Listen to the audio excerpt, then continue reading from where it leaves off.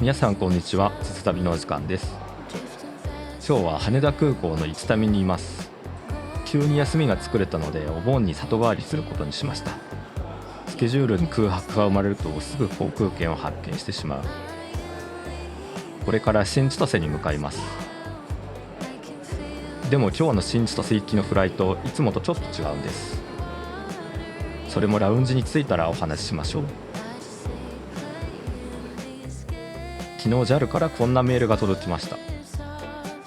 座席変更のお知らせ。この時点で勘のいい人はもしやと思うところですよね。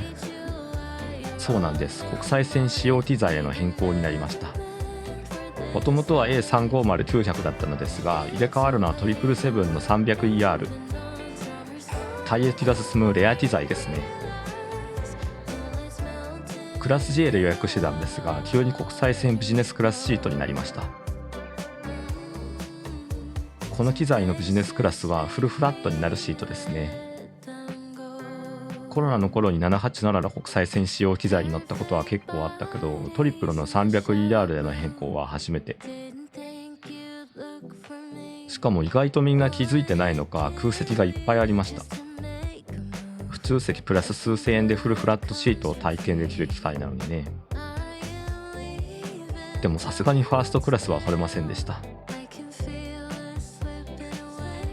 とりあえずまずは腹ごしらえ。おにぎりとパンとお味噌汁です。でも食べずに北海道まで空腹を取っておいてもよかったかも。ハーゲンダッツもありました。昔は小さな冷蔵庫で控えめに置いてあったけど、今や専用冷蔵庫だ。カップじゃないアイスもあるね。マウンテンチョコファッジ。もはや北海道まで空腹を取っておく気はさらさらない。甘い。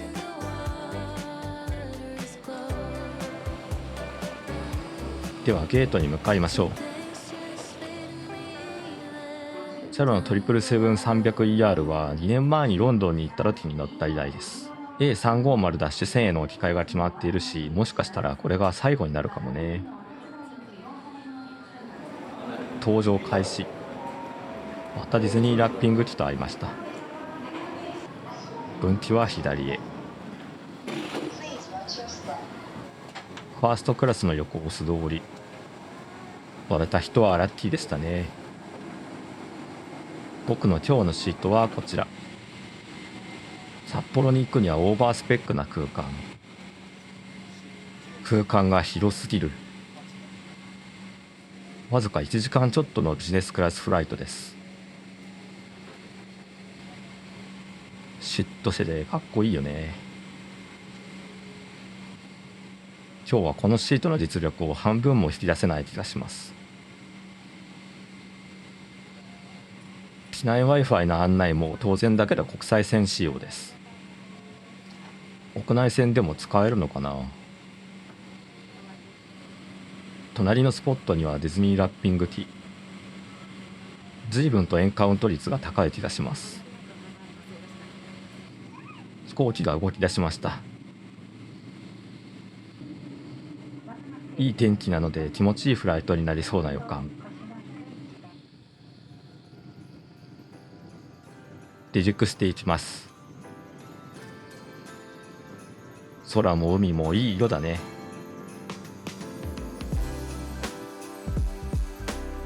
今回の札幌行きは3日間の予定です。急に決めた旅なのであちこち動き回らず実家周辺でのんびりしようと思います。というのも今回の北海道の後そのまま海外に行く予定なんですよね。なので体力を使い切らないようにゆっくり過ごします。そろそろ高度も上がってきてあれを試せそうです。こっち。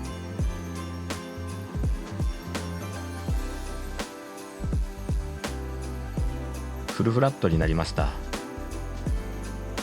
これはやっぱり快適だ。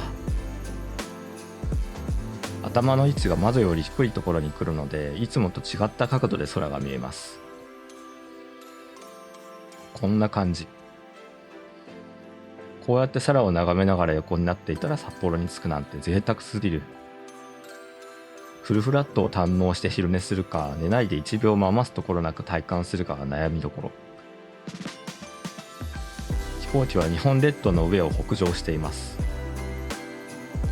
機内 Wi-Fi も問題なくつながりそう。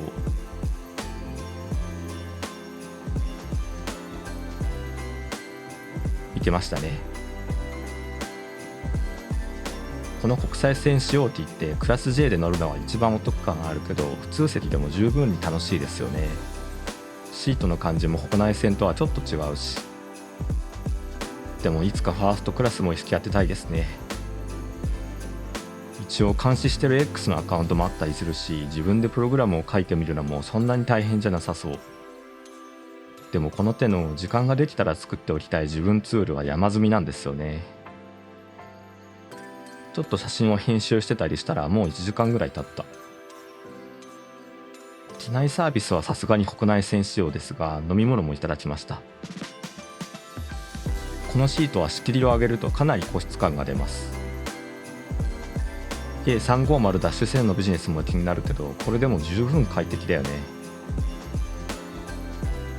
飛行機はあっという間に津軽海峡を通過して函館へ。周りにもこんなにたくさんの飛行機が飛んでいます。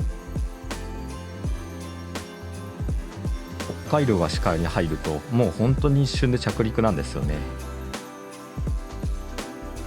飛行機が高度を下げ始めて雲の中に入っていきます。そういえば僕は今年の上旬に JGC プレミア出張をやってそれで満足してたんですけど、今年は一つ上のダイヤモンドを目指してみることにしました。正直プレミアとダイヤの間の得点の差って自分にとってはそんなに魅力的じゃなくて目指す必要はなかったんですけど、必要 FOP の差も2万ポイントしかないんですよね。そうするとプレミア試乗後の普段使いでもかなり近いところまで行けそうだったから、せっかくなのでということで目指してみることにしました。ここから年末までの JAL 利用分を計算して足りない分を普段は乗らないエアラインを使って埋めてみることにしました。そんなことを話してたらもう苫小牧のあたりですね。新千歳空港と雨と花の先。高度もだいぶ下がってきています。ダイヤ市場はまた別動画で続編を出しますのでぜひご覧ください。この家の並び方って北海道っていう感じで自分にとっての原風景なんですけど、皆さんからはどう見えるんですかね。この光景を見るといつも帰ってきたなと思います。千歳周辺の緑を抜けていくと空港が見えてきました。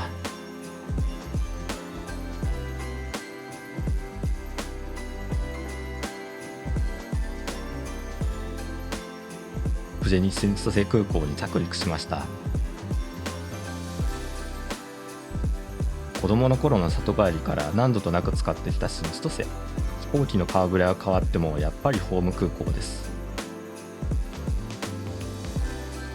でも昔と違うのは気温ですね。せっかく北海道に来たのに全然涼しくない。東京も大概だけど北海道で30度もあるなんて。まあ何はともあれ久々の故郷を堪能しましょう。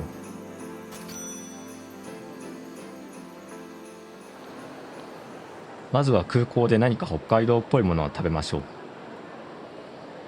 といってもお盆真っ只中なのでどこも混んでそう。とりあえず回転寿司の行列だけダメ元で見に行きます。はい、ダメでした。そんな時は奥の手があります。札幌魚市。ここでサクッとお寿司を食べます。お土産を売っているフロアの奥にはいくつか海産物のお店があって、カウンターでその場で食べられるお店もいくつかあるんです。持ち帰りだとマグロ8貫で3800円。インバウンド価格にしても良いところだけど良心的。初手はこうなりました。良心的と言ったけど回転寿司と比べたらお値段は張りますね。赤身、ホタテ、イクラ。見た目は美味しそう。お値段分の仕事をしてくれそうです。ティシラズとニシン、北海道代表選手です。まずは赤身とホタテからいただいてますが、めっちゃうまい。回転寿司もいいんだけど、こっちの方がピンポイントに王道で攻めてくる感じ。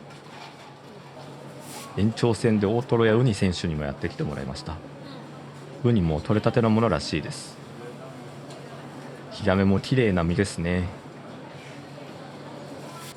さっと食べるにしてはだいぶお会計がいってしまった。まあでも美味しかったからいいんです。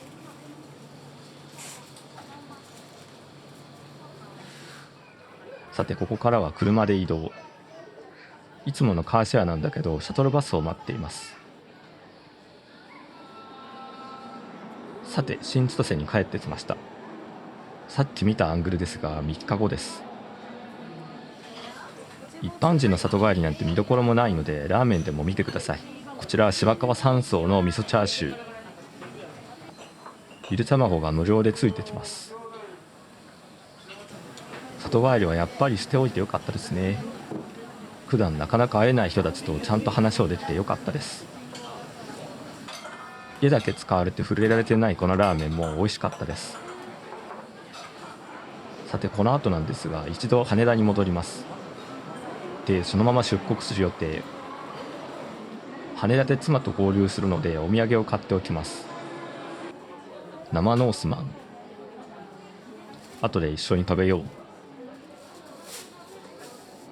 この日はお盆の連休最終日。どこもとても混んでました。ありがたいことに別ルートから入ります。普段ドタバタした予定を組みがちなので待ち時間をスキップできる JGC は本当にありがたい。待ち時間ほど生産性のないことないですからね。ラウンジから外を見たら大谷ジェットと万博ジェットがいました。今回は随分とラッピング機に縁がありますね。帰りもまた飽きずにこれを食べます。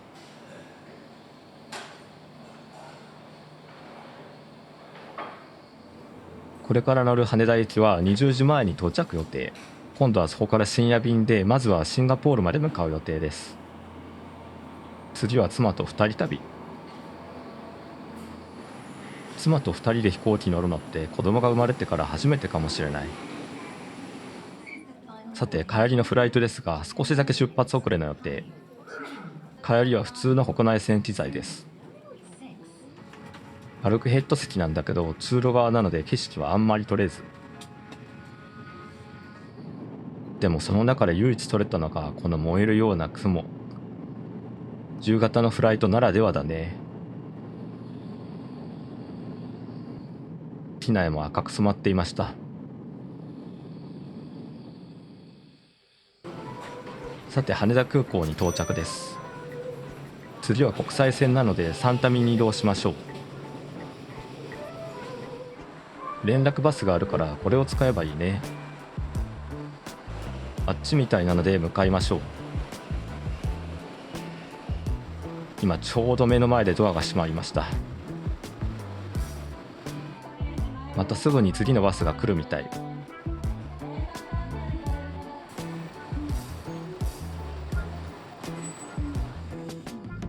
連絡バスに乗れました。ここから国際線でひとまずシンガポールに向かうのですが最終目的地はクアラルンプール。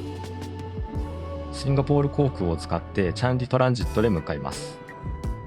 チャンギでは7時間くらいあるので街中にも出てみようと思います。まずは出国しちゃって ANA のラウンジでフライトの準備をしようと思います。多分今度こそ ANA スイートラウンジを使えるはず。足穴の時はダメだったからね。というわけで次回はシンガポール航空搭乗機の予定です。今回もご覧いただきありがとうございました。それではまた次の旅でお会いしましょう。さようなら。